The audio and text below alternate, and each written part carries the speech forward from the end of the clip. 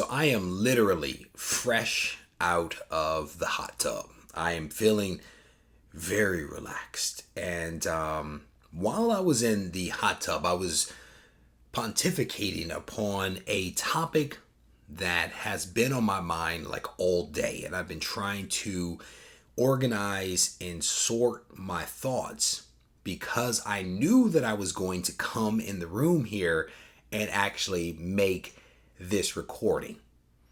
And what I want to talk about is a topic that I have discussed in the past.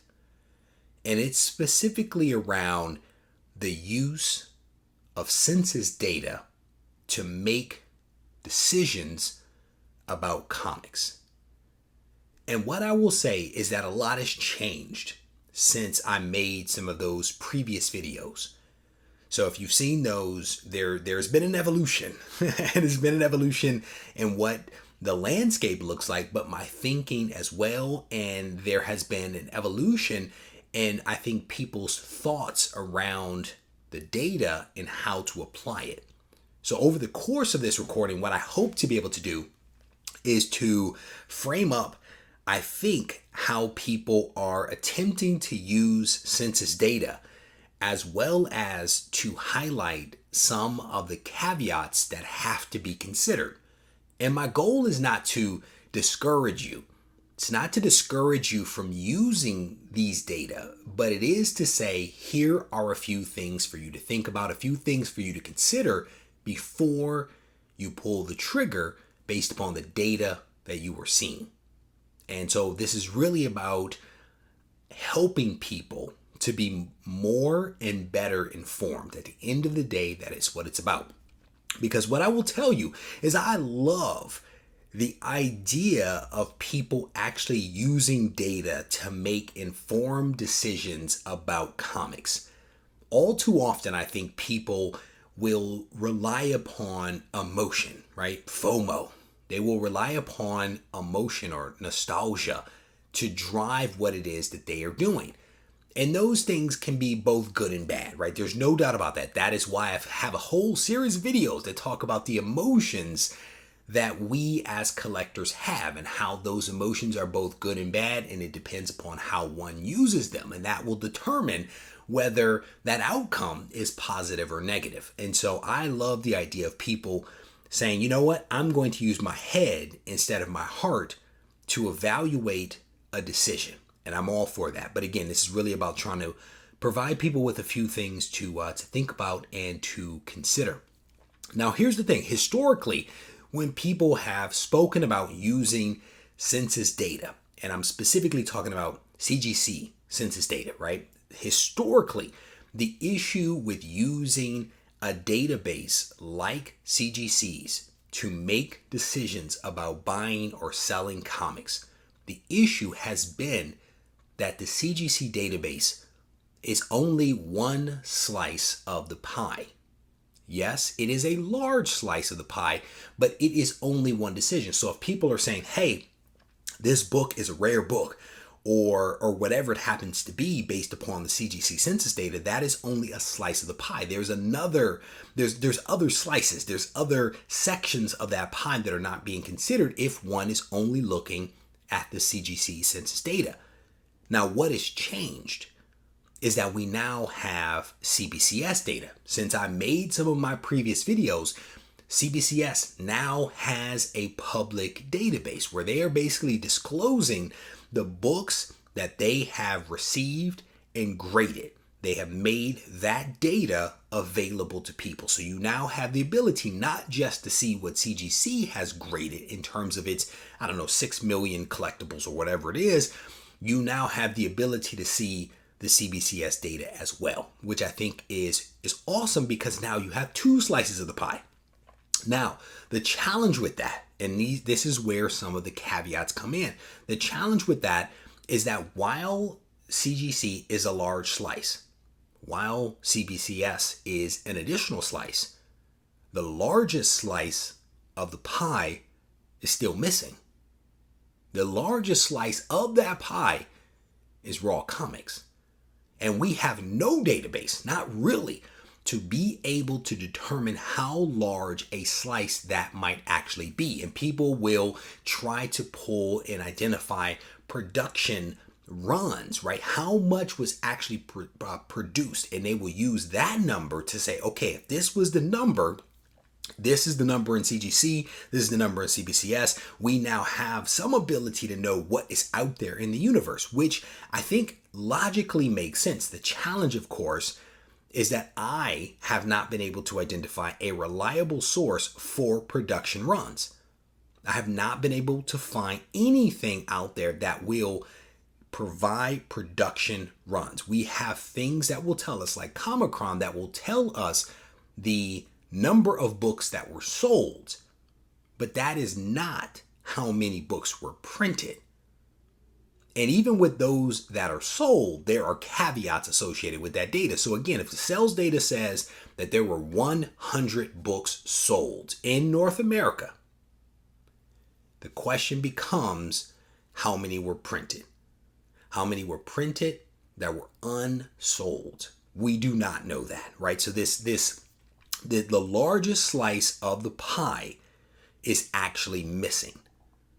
And in addition to that, you also have no ability, no visibility to see the PGX or the EGS or the Halo slices of the pie, right? So if you are basically saying, for example, this book that I have in my hand is a rare book based upon what I see in CGC.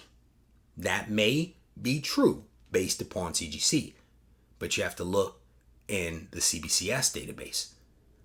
You have to assume that there are some books that are with maybe Halo, maybe PGX, maybe EGS, and you definitely have to assume that potentially there are some books that are raw that are not captured in a database. These are the things that have to be considered when you are making decisions based upon what you see in the database. And again, there's so many unknowns here that, again, it's not about should you use the data, it's about how to apply some caveats and some discounts, right? Or, to what it is that you are seeing. But let's say that we set some of that aside. Let's say that we set some of that aside and we are going to make some decisions based upon the database. The question becomes, what database are you using? Are you using CGC or CBCS? Based upon the argument that I just made a few seconds ago, you have to use both sets of data, right? Because if you have the data, you have to be able to use it. And so I would definitely encourage you to make an informed decision based upon as much actual information as you have versus just one data set, because that will not actually help you, not at all. But here's the caveats, right? There are some caveats with this. I recently did a video. It was probably around the time that CBCS database was actually announced and released, and I can't remember when that was. I did a little bit of an analysis of that CBCS database, spot checking some really awesome books. And in many ways, they were blue chip books. And basically what I found, and this again is anecdotal evidence, what I found is that the more expensive the comic was, and the more rare, if you will, air quotes, right, that the book was, the more likely that book was actually to be in the CGC database. And I cannot remember the exact books that I looked at. I'm going to be completely honest. I will attempt to find the video and maybe link it down in the description so you guys can see the spectrum of books that I was looking at. But suffice it to say, the more expensive the book was, the more likely that book was actually showing up in the CGC database versus the CBCS. And there's a reason for that. The reason being that CGC graded books tend to demand higher prices than CBCS. So if you have a really awesome book, really expensive book, a really rare book, you are more likely to actually send that book to CGC for grading and encapsulation versus CBCS. And there's also, of course, the fact that CGC has been around for a longer period of time, et cetera, et cetera. There's a couple of different factors there, right?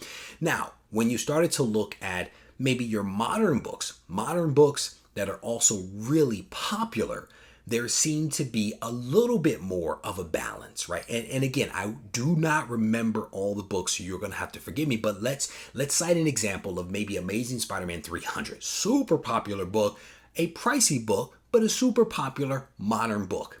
You are more likely to see that book in both databases, right, versus just one of them.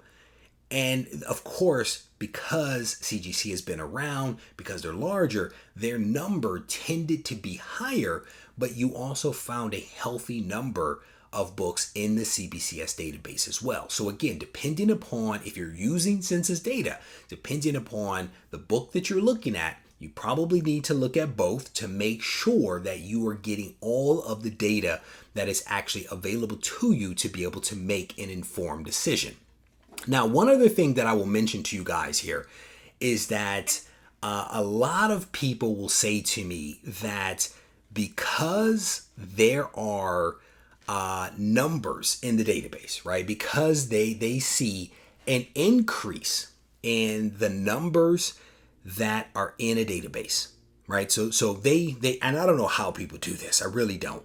But let's say that they are monitoring the database and they're looking at a specific book and they see that this book has, let's just say, 100 books in the database. And all of a sudden, that number actually increases to 150. I've had people say because of that increase, that book is one that is about to pop. That book is one that is about to see a spike in value. Now, that may or may not be the case. Like I really don't know, because I personally do not monitor any database that closely to be able to notice those type of inflections that are happening with specific books, to be able to say this book right here is poised for an increase in value because the census number has increased by, I don't know, 10, 20, 30, 40, 50. I have no clue what metrics or parameters people are using to make their decisions, to be honest with you. But people see these increases and they say, this is a book that is about to pop. So let's talk about that. Let's talk about the caveats. Let's talk about the caveats that may exist when there is an increase in census numbers. So one of the first things you have to consider is, when does the database get updated?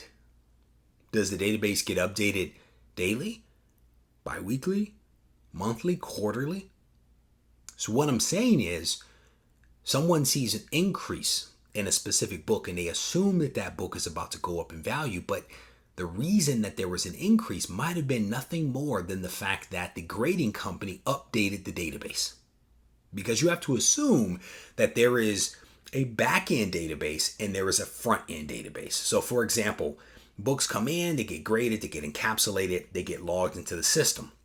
That is captured on the backside. And at some point, you would assume that that data then gets pushed to the public side, where someone can actually query the database to say, how many Amazing Spider-Man 300s are there actually, right? So on the back end, it may show 100, right? And on the front end, it may say 50. But that's only, the discrepancy of the 50 might only be a result of the fact that no one has basically said, let's push the extra 50 that have just been graded to the public side so that people can actually see it. So what people may be seeing as a sudden increase in census data may be nothing more than a data push. And here's the thing, we don't know the frequency of when the public database for CGC or CBCS is updated. We have no clue of knowing when that will actually happen. And let's take it a step further. Oftentimes what happens is, and I'm assuming that there is a back end and a front end database. I am assuming that, right? Because I have a hard time believing that while books are getting loaded, that they can instantaneously be queried by somebody on the front end. I have a hard time believing that CGC would open up their database to the public. I'm assuming that they have like a back end database and a front end database, and those two things are separate, and they also have different types of protection on those. That is an assumption on my part. As just being like an IT type of person, I am assuming that. But let's take it a step further. There are a lot of people that don't necessarily look at the CGC database proper or the CBCS database proper. They use grading services that have hooks into the database, right? So there's I'm assuming again, a back-end database, a front-end database, and now you have a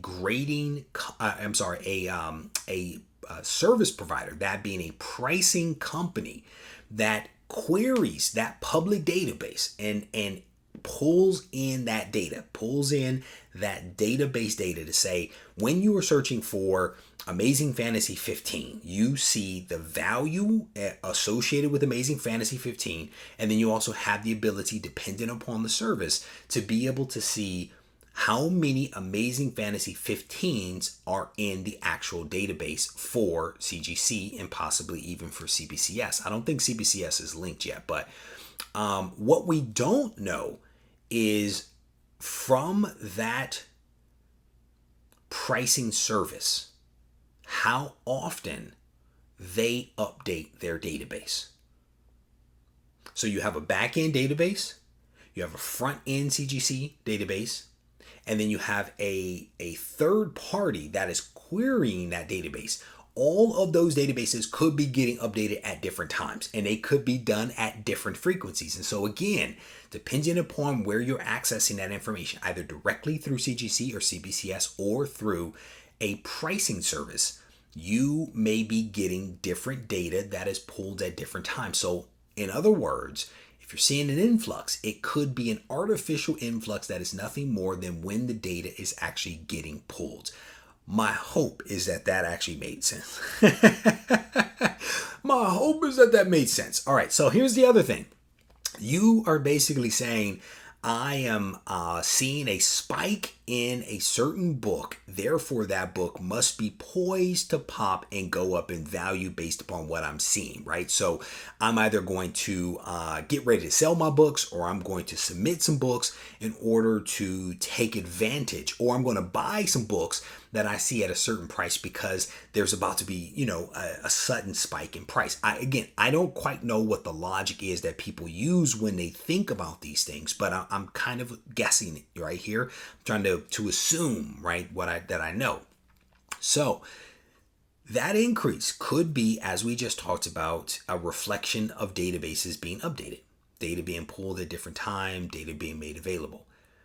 The other thing that could influence these sudden spikes in census numbers could be nothing more than a signing event. And you guys have seen them both from CGC, from CBCS, and even from different facilitators, different facilitator companies like Desert Wind and all these kind of companies. They are doing these in-house signing and these private signings that result in people sending lots of books to either a facilitator or to a third-party grading service that then gets signed, then cleaned, then pressed, then graded, then loaded to the database, then pushed to the public. So the sudden increases could be nothing more than a reflection of people at home saying that they want to get a signature from Frank Miller or Tyler Kirkham or some other person. It does not necessarily mean that this book is about to go up in value, that this book has suddenly become a hot book and is going to be like a hot commodity. It could be nothing more than a timing thing, or people having some surplus cash and trying to take advantage of a signing opportunity that is being sponsored. And again, this is not designed to discourage people from using these data to make informed decisions. That is not what I'm trying to do. I am trying to say there may be more to it. It may not be as simple, maybe as we want it to be, or as we think it could be or should be. So think about this. Before you say that census increases is going to result in a windfall of cash, just know that there are a few things that I've seen that could influence that. There may be others that I haven't even thought of, right? Again, I was in the hot tub, right? So, I mean, I could be completely off base, and there could be like a dozen other things that I haven't thought about, right? So, another thing that I hear from people is there are only a handful of these books in the database. This book must be rare.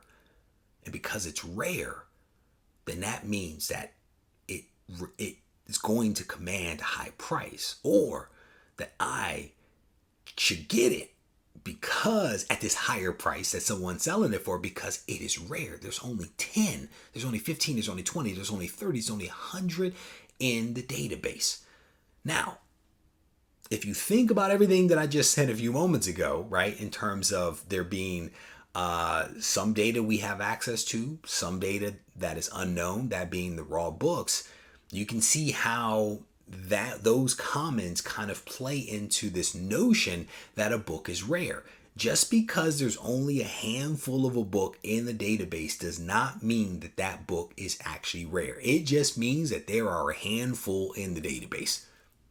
Start there, then dig deeper, right? Then you have to dig a little bit deeper, because if let me say this, it depends upon the book whether that is true or not. It depends upon the title, it depends upon the age, and it depends upon the value as to whether a low number in the database is actually an indicator that that book is actually rare, right? Because I have some people say, I am going to buy this book because there's only a handful on the census. This must be a rare book that is going to increase in value, because people see rarity and to them, rarity connotes value. But rarity could be artificial. And when I'll talk about that in a second, it could be a little artificial. So there are some books that are indeed rare.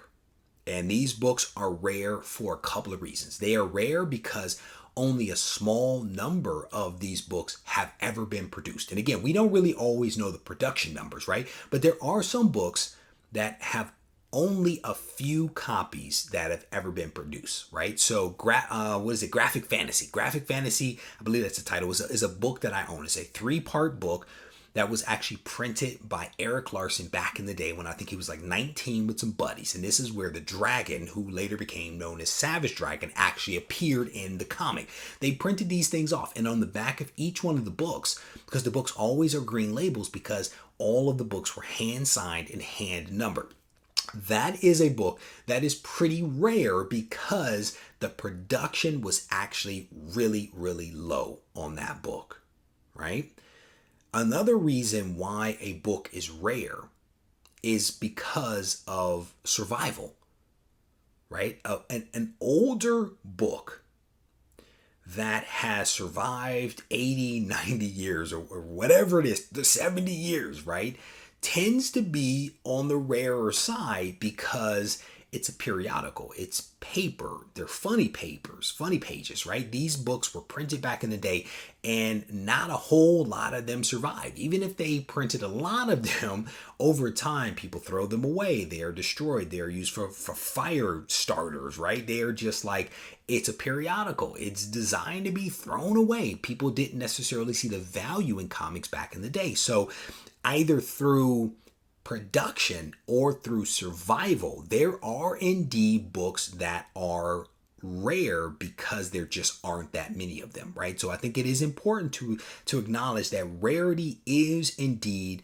a real thing. And to some degree or another, we can say that the older a book is, more likely the more rare that book will be versus a modern book, right? Modern books may not show up in the database for a host of reasons, right? For a host of reasons. So if you're looking at this modern book and you're like, well, the value of this book is $40, but this person's charging $150, I think I'm going to get it because it's a rare book, so it has to go up in value. Well, let's talk about that.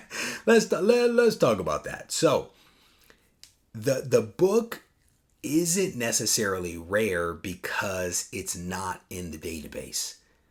It's not in the database because the significance of that book and or the value of that book does not warrant it actually being sent in to be graded, right? So you could have a book that is essentially, and I'm making these numbers up, I don't care what the book is. The book is worth $20. People are not going to send a book into CGC to be cleaned, pressed, graded, encapsulated, shipped back to them for a book that is worth $20 when grading may cost you $35. So you're going to grade a book, it's going to cost you $35, the book's only worth $20. You're not going to send that book in unless that book has some meaning to you beyond the value. And there are, sentimental reasons why you send a book in, right? It's not just about the dollars and cents, but a lot of times people will look at it and they will say, the value of the book is this, based upon this grade. The cost to get that book clean, pressed, graded, encapsulated, shipped back to me, blah, blah, blah, is this. That's a negative number. That is not a book that I'm actually going to send in. And so when you're looking in the database, when you see a handful of books, it could be because the value just is not there for the book. It does not automatically mean that that book is rare. So you have to consider, what is the value of this book? Is that why we are only seeing so few in the database, right?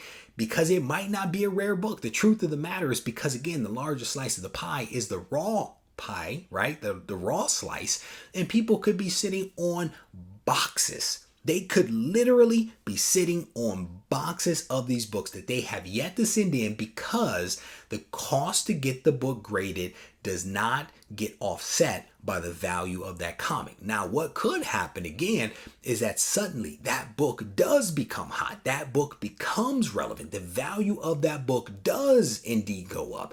And when that happens, when people look at that, I have this book, it's probably 9.8. The value of it based upon the FMV is now $100. Now I am incentivized to actually send this book in, and then you could see a spike in what actually happens with that book in the database. But then you also have to ask yourself what I mentioned earlier. Is there really a spike in that, or is it just a bolus of books that have been pushed from the back side to the front side? You have to look at both databases. There's a couple of things that you have to do to truly be able to determine whether the census data is telling you a true and accurate story or whether it is misleading you in some way. Numbers do indeed lie, not on purpose.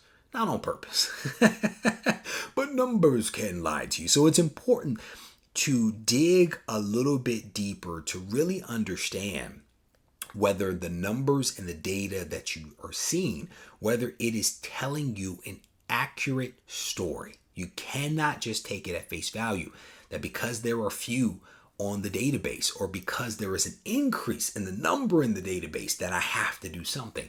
Dig a little bit deeper. And again, as I mentioned at the beginning, this is not designed to tell you not to use these numbers. It is to say these numbers are great. This data is fantastic, but do not take it at face value. Dig just a little bit deeper. Think about it. Consider some of the things that I've thrown out in this video, in this recording. But again, what I will tell you is that there's probably other things that I haven't even thought about. These are just a couple of the things that popped into my mind as I thought about what I am seeing and hearing from people and how they are using census data to make decisions. As always, I want to thank you all for taking the time to listen to this recording. I hope that you enjoyed it. And if you did, I want to encourage you to hit the thumbs up button, leave a comment behind so we can mix it up in the comment section. If you need to reach out to me, feel free to do so on Instagram at Regie Collects, or you can send me an email to reggie@regiecollects.com. Take care.